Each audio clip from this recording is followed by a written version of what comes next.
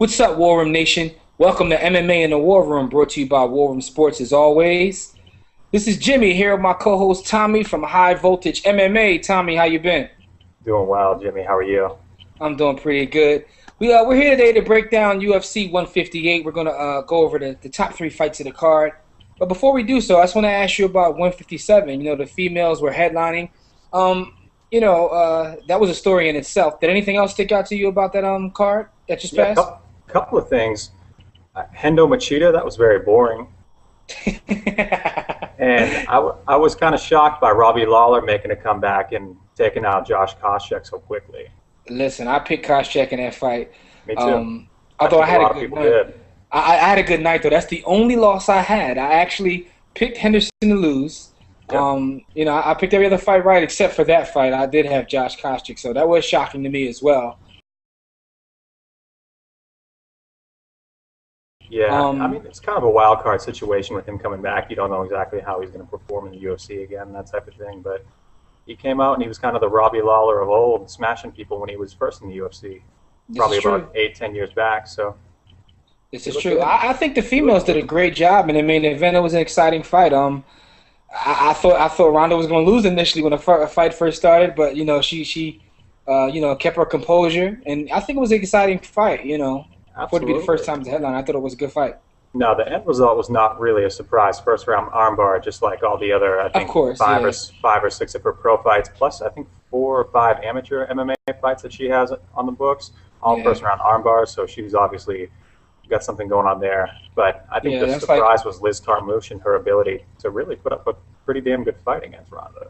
yeah, absolutely. But that's the family secret. Her mother mastered the arm bar and taught it Right. to her daughter, so that's like their family secret. By the way, Tom, before we make our pitch for 158, I want to let you know right now you're 5-8 over the Ooh, last several picks. I'm 8-5, so I got a little lead nice. going in. Very With nice. that being said, we're going to go into 158. There are three fights that we're going to break down here or give our opinion on. That's Jake Ellenberger versus Nate Marquardt. That's Carlos Condit and Johnny Hendricks. In the main event, Nick Diaz versus GSP, George St-Pierre. So let's just jump right into it. Jake Ellenberger versus Nate Marquardt. Before I even go to you, Tommy, I'll let you know that right here is a toss-up. I went back and forth over who I thought would win this fight. And, my reasons were basically I think that Marquardt has the advantage in terms of his cardio.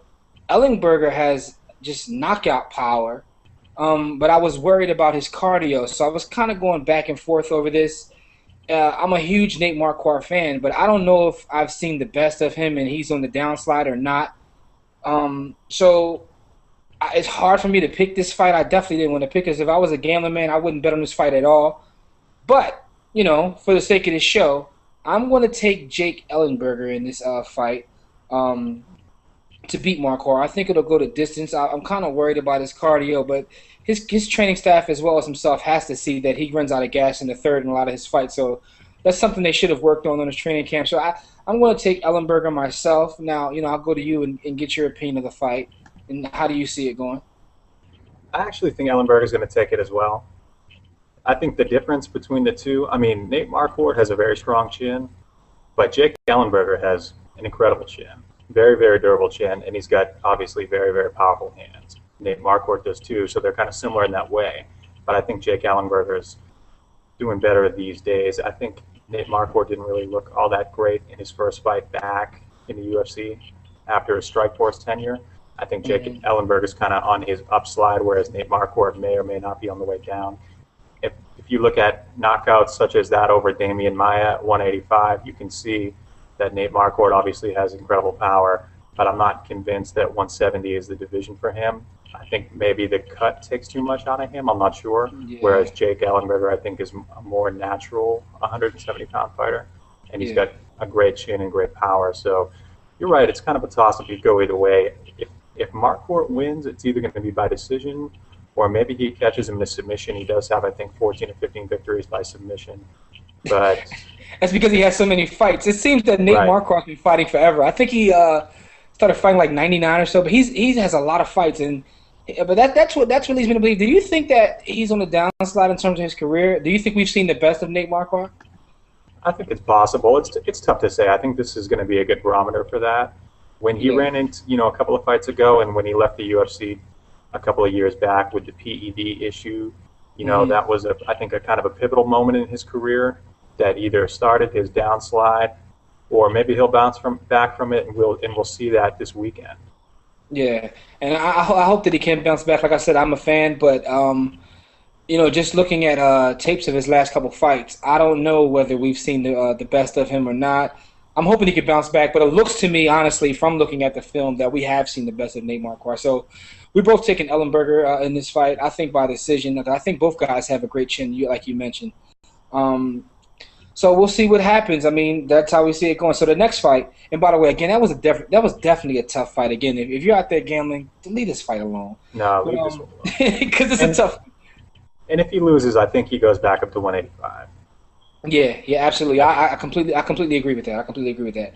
And you made a great point that the cut may be, taking a lot out of him. People don't, think about that a lot of times, but when these guys make, when they make a cut, because what do you think his walk around is? He's got to be walking around at 200 plus. I don't know if he's that much further, that much higher than 200 pounds. Maybe he is. I don't know, but he's got to be at least 200 though. If you compare him to somebody like GSP, who's obviously a very big welterweight, GSP walks around at 200, 205 pounds and makes, a significant cut.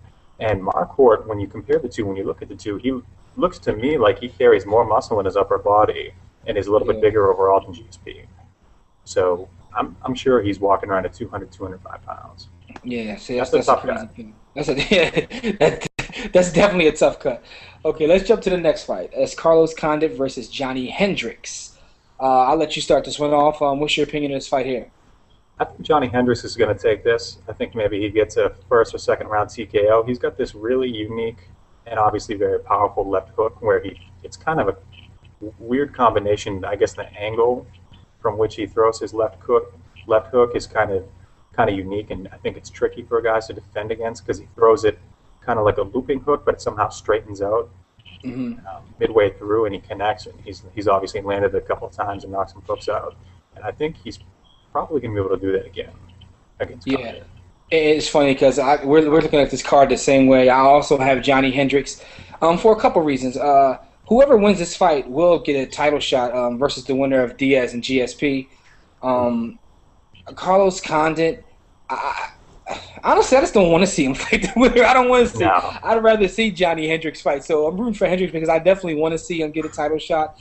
And he's been knocking out some tough competition. I mean, absolutely. You mentioned the left hook, and I think that he already believes he should be in the main event.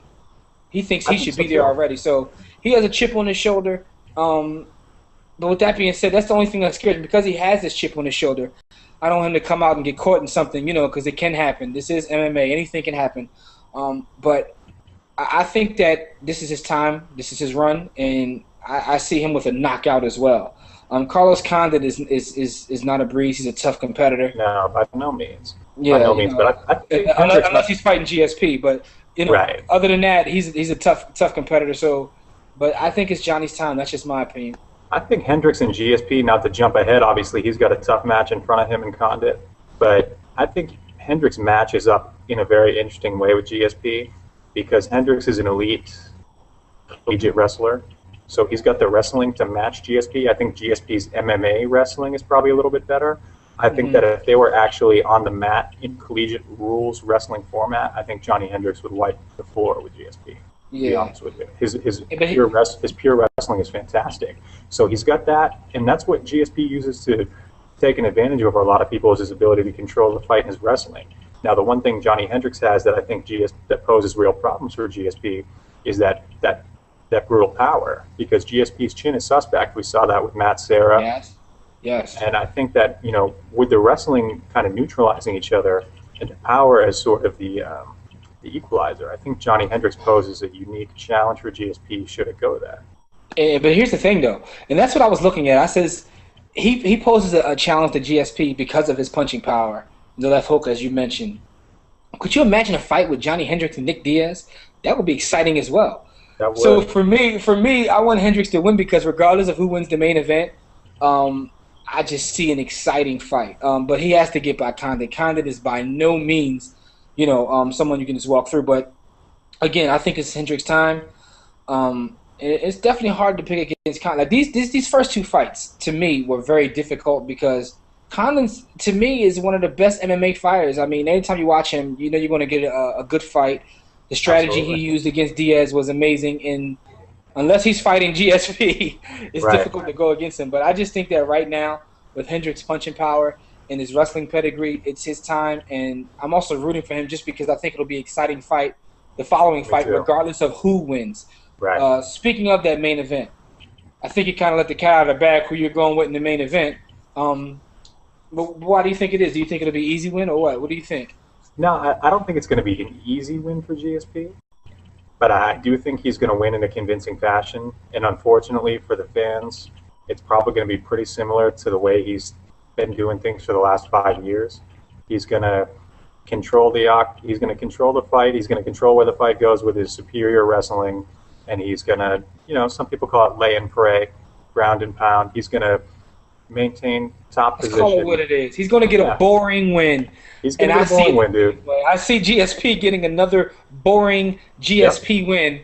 he will. Um, but I can There's only only dream one. because There's only go ahead, you got it. there's only one way that Nick Diaz is really able to take this one, and that's if for some reason he can irritate GSP to the point where GSP engages and fights the Nick Diaz fight.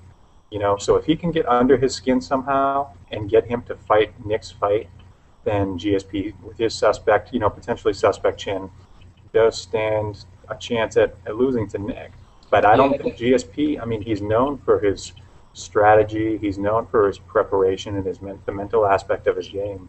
I don't think that he's going to fight Nick's fight. I don't think he's going to let Nick get under his skin with what he calls the Stockton slap, and he's pawing at people, kind of slapping people, and so on and so forth.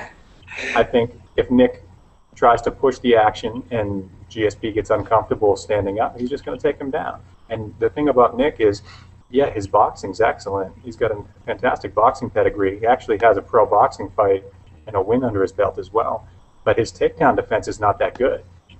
yeah. So, if you look at it from a purely boxing standpoint, you'd think that Nick has the advantage because he's a southpaw against the orthodox GSP, and it actually looks like he has longer reach, but he doesn't. GSP has the reach advantage by 2 inches, which is weird because Nick's actually an inch taller and he's lankier. So you automatically kind of assume that he has the reach advantage. He doesn't, but he's the lefty, so that poses, an issue for GSP. But if GSP doesn't like where things are going on the feet, he can just put him on the ground, and that's what he'll do. He'll do it for 5 rounds, and he'll, as you put it, win a boring decision.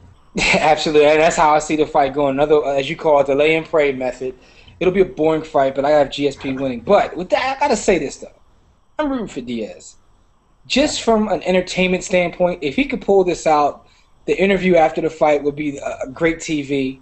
Absolutely, Just him in general having the belt would just make for great TV. it would.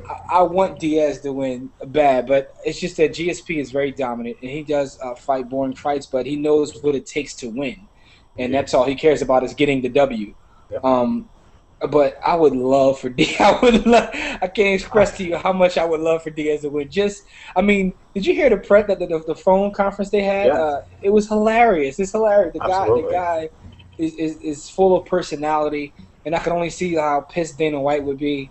Yeah, But Uncle Dana's not going to be very happy if he wins this fight. It I'll would be. tell you that right now. That would be amazing. But again, if I'm being honest, I don't see it happening. There's one other thing we have to hope doesn't happen, though, which has happened twice already. Once in Pride against Takanori Gomi. If he happens to win, and then they nullify the victory because he has marijuana metabolites that he pops for. He's done it twice already. Yes. So that's always a possibility with Nick as well. Oh god. So hopefully you get that part squared away. But you know what? And that would be great as well because he wouldn't even care. He would just talk about the fact that he beat GSP. So that would be great he as wouldn't well. care. He's interesting, man. Like, I don't know. You'd think he trains very hard. He's got a Brazilian Jiu-Jitsu black belt. He likes to run triathlons and like eco challenges on his free time, but yet he smokes a ton of herb. I don't know how that works because you think his lungs would be all beat up, but he does triathlons and endurance races for fun. Yeah, And that's why his cardio is so good. It seems like an interesting mix to me that he smokes. yeah, that's and very crazy, and he has so excellent cardio. But GSP's a great athlete as well. GSP is a great athlete as well, so this should be a great fight. I'm looking forward to it at UFC 158. Absolutely. For those out there watching, let us know how you feel. Who do you have winning what fight? Do you think Diaz has any shot against GSP, or do you think GSP will, lay and pray, as Tommy likes to call it? That's how we see it. In terms of the three fights, both of us rather, we have Ellenberger, we both have Hendricks, and we both have GSP. This is interesting because I actually, I want Diaz to win, and I might be the only guy, and a lot of people are going to hate me for that because GSP has a huge fan base, but I just want to, for pure entertainment purposes, I would love to see Diaz win. So any last words, Tommy, about this card before we get out of here? No, I just hope that the other two fights leading up to the main event are exciting, and I think they certainly have the potential to be, especially with Johnny Hendricks and Jake Ellenberger in there, and folks banging. I hope they're exciting fights because I don't think the main event is going to be all that exciting when you really boil it down. I honestly think that the main event is more hype than substance when you get right down to it. I hope I'm wrong. I hope for whatever reason maybe Diaz is able to get under George's skin and get him to fight his fight, or maybe GSP wants to prove that he can bang as well, as opposed to just being a tactician and taking a victory. But I don't think the main event's going to be all that exciting. I think it's going to be more of the same. He's been doing the same thing for 5 years now, and I don't think he's going to deviate from that all that much. But, we can always hope. Yeah, the lay and pray method has made him a wealthy man. So, we'll see what happens. Again, for those out there, let us know how you feel in the comments section. Don't forget to subscribe. Do you think we're crazy, or do you like our picks, or what do you have to say? Let us know. Let us know. We will be vocal back with you. So until next time, everybody, don't accept mediocrity and be steadfast in the war against ignorance. I shall see you chumps on. Kuwait is the war room with 5 nights at the round table. 5 Philly guys diversified and educated.